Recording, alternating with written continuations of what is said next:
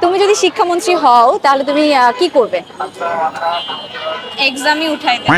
আমি হয়তো স্টাডিটাকে আরেকটু ফান করে তুলতাম যাতে স্টুডেন্টরা বোর না হয়।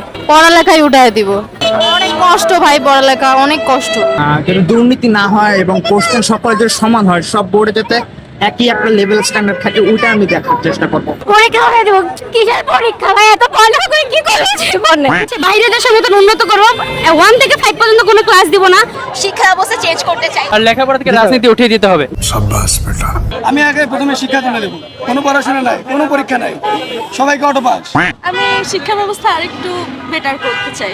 বর্তমানে যিনি আছেন ওনার মতোই কাজ করতে চাই, উনি অনেক ভালো কাজই করতেছেন।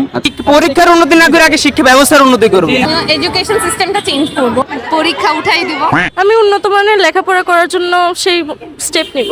দেশের শিক্ষাকে উল্টা দিব।